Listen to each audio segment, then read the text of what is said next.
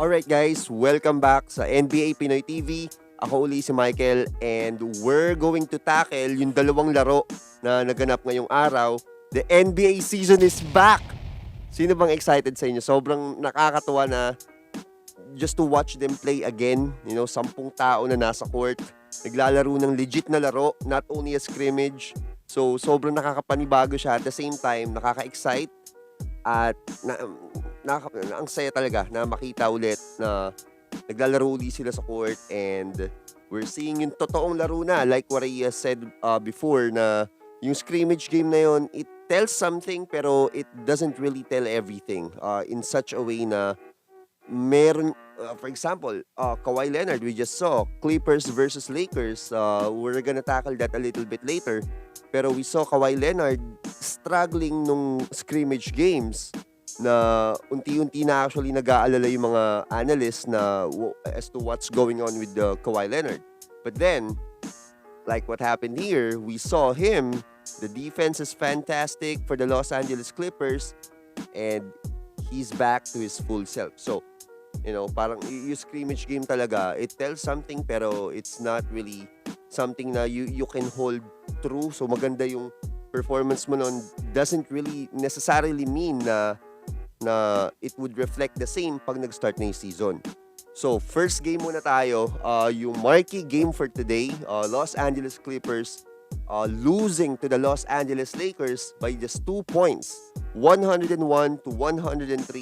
Leading the way sa Los Angeles Lakers is Anthony Davis with 34 points, 8 out of 19 field goal, 2 out of 5 3-point field goal percentage, field goal shooting, and free throw 16 out of 17. Wow!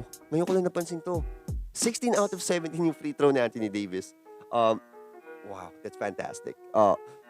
LeBron James leading, not really leading, pero pangalawa siya. 16 points, 6 out of 19 field goal for LeBron James. Not really the best of games for LeBron, but at the same time, you would think that this is just not really a scrimmage, pero he's just feeling it out. Or, to be honest, may mga plays dun sa laro na parang when you observe him, he really doesn't have the same athleticism sa pagtakbo, changing direction, pero he's, yung IQ niya sa laro, kitang-kita pa rin. Pero, if you're a LeBron James fan, maybe this is just a little blip when it comes to an otherwise stellar performance ni LeBron. But apparently, it is enough to beat the Los Angeles Clippers.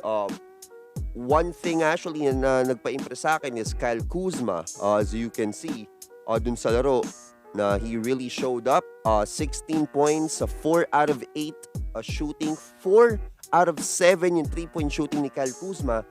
Ito yung susi talaga ng Los Angeles Lakers. I didn't expect this, to be honest, na Kyle Kuzma would be this hot going in. We all know na may shooting siya, pero at the same time, we know na he's a little bit inconsistent, especially sa big games. So this is actually a great news for the Lakers na he came up, really showing out na yung value niya para sa team. And for Los Angeles Clippers, we have Kawhi Leonard, 28 points. Yung best performance of the night when it comes to the Los Angeles Clippers will go to Paul George. 30 points, 11 out of 17 yung field goal niya, and 6 out of 11 yung 3-point shooting niya. Wow, Paul George really balled out today. Well, nung first quarter, kung makikita nyo, medyo inconsistent pa si Paul George, which leads me to think na he's a little bit out of shape. But then, nung nag-init siya, nagtuloy-tuloy na. And Kawhi Leonard, actually, you would expect him to perform better after nung hindi magandang scrimmage games performances niya. So, a couple of things na notice ko. Number one is, for the Los Angeles Lakers, we need Rajon Rondo back. If you're a Los Angeles Lakers fan, we have to admit na Alex Caruso, as good as he is, actually, you saw na he was the one na naka-steal or steal, naka-deflect, then eventually naka-steal ng bola nung 1 minute na lang sa fourth quarter. And that eventually, nakatay pa yung Clippers, pero yun yung biggest defensive play para sa Los Angeles Lakers sa clutch. And he was the one who did that. But that being said, throughout the game, mapapansin nyo na once na nagkaroon na switch, then he was, may possession pa nga na he was with Paul George. Then, it seems like he's really being abused when it comes to, to switches like that. Na once they saw na si Alex Caruso yung bantay niya, parang ang tendency talaga is to attack and to attack aggressively. Let's say, si Paul George din nagkaroon ng switch. Then, kung sino yung tao ni Alex Caruso, may dalawa o tatlong play doon na parang they're just really pounding in Alex and just to, let the Lakers know na, hey, you have a hole here. You have a hole to fill when it comes to your defensive playbook. And that is Alex Caruso being Caruso a little bit of a liability pagdating sa depensa for those types of situation lang naman. Pero pag nasa traffic na, let's say fast break, he's really coming down the defense fast and he's active, yung kamay niya just looking for steals, looking for ways to help defensively. But that being said, like what I mentioned, I really do believe na we need Rajon Rondo back sa Los Angeles Lakers, and he will. Just a few more weeks to go. But otherwise, this is a fantastic performance para sa Los Angeles Lakers. LeBron James, not really the best LeBron James that we expect him to be, but Anthony Davis saves the day. Like what I mentioned, he got 34 points, and this actually makes the season series tied 2-2. And going in sa kasi I was thinking na if Los Angeles Clippers would win this game, na this would provide an enormous amount of mental advantage when it comes to the Clippers. Na hey, tinalo natin to ng 3 laro and they only won 1, close game pa yon. And pumutok pa si Avery Bradley doon, as you could recall, yung huling laro ng Lakers at Clippers na nanalo yung Lakers. Avery Bradley actually saved the day. So if Los Angeles Clippers would have won this game, it would have been a disastrous thing psychologically when it comes to the Los Angeles Lakers. But good thing they won, and LeBron James decided na dun sa clutch moments na yun na he will just be the one to pound it in. Na he's not shooting well, 6 out of 19 lang siya sa laro. Pero when it comes to clutch, he decided to be the one na pumasok talaga. It's a bad shot. It is a bad shot kasi nandun talaga sa harap niya yung tao niya. But then he was able to get the offensive rebound and put it in.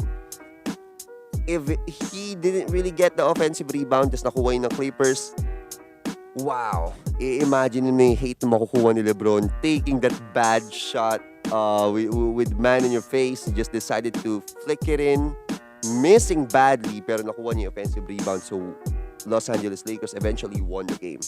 And yung Clippers hindi na nakasagot sa kabila. So that will be that. Marami pang marami pa tayong abangan, pero I'm just so hyped up right now na nagtuloy na yung season. Then Los Angeles Lakers won, and I am happy na close yung laro. Na from end to end we're really focused dun sa laro, na lahat naman siguro ng NBA fan yun yung gusto.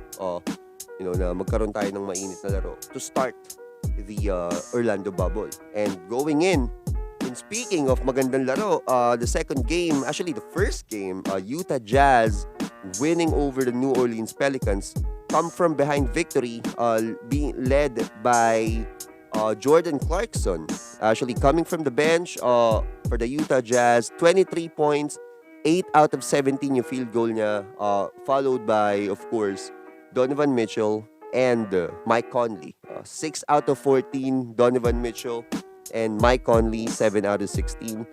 If you're able to watch this game, actually, New Orleans Pelicans, was able to really show up in the first half. There's some moments na parang, they're really plugged in, and it seems like they're really not gonna lose this game. Brandon Ingram showing out a 7 out of 20 with 23 points. And then Zion Williamson scoring 13 points, 6 out of 8 field goals, and only for 15 minutes. So 6 out of 8. We can really see how great Zion Williamson would be eventually when he, really puts in the time. Kasi ito lang yung pang 20 laro lang niya for this season. Si Zion Williamson, and let's just give the Rookie of the Year award kay Ja Morant. But looking at the way Zion Williamson played today, seems like he will be, for me at least, the better player of the two moving forward. But this is just one game. Huwag tayo mag-overreact. But, well, I'm overreacting kasi sobrang excited ako ngayon. So that's it. For the New Orleans Pelicans, this is really a big blow in such a way na I think they're 4 games out of the playoff picture. So ngayon, we have Memphis Grizzlies, number 8 sila. And they are, 4 games behind Memphis Grizzlies is the New Orleans Pelicans. So this would have made it easier for them to chase Memphis Grizzlies. Memphis for the 8th spot, but they blew it. They really blew it. And it really hurts. I mean, yun agad yung una ko naisip nung nakita ko na, na they're about to lose the game. Na I just was sad for Zion. I wanted to see Zion sa playoffs, but this loss really is a big one. Statistically, they can still go to the playoffs. Looking at their schedule, may mga schedule doon na easy going for them, but this is one of those games na you should have won this game. Man. But yeah, well, one thing that I noticed actually dun sa when I looked at the box score, hindi ko napansin when I was watching the game.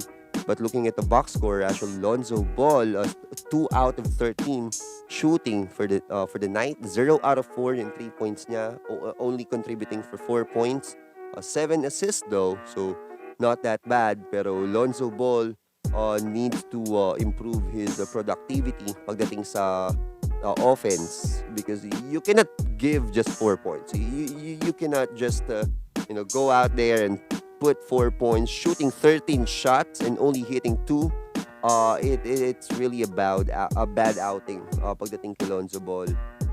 But well, we do hope na he would come back stronger, and that bad performance by Lonzo Ball was obliterated by the fact that JJ Redick actually went on to have 21 points, 7 out of 15 shooting, 3 out of 8 3-point field goal shooting.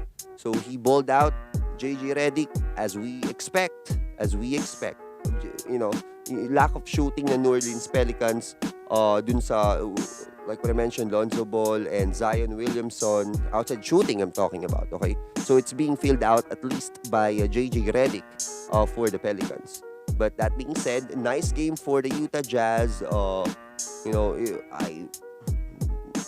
What else can we talk about here? Yeah, so it's really overall great performance sa Utah, and 2 games lang tayo for today. It's what I mentioned, sobrang na-hype up lang ako no start nung season na to, and I really am tuned in and will tuned in. May mga laro pa tayo bukas, and up until the end nung regular season, going to the playoffs.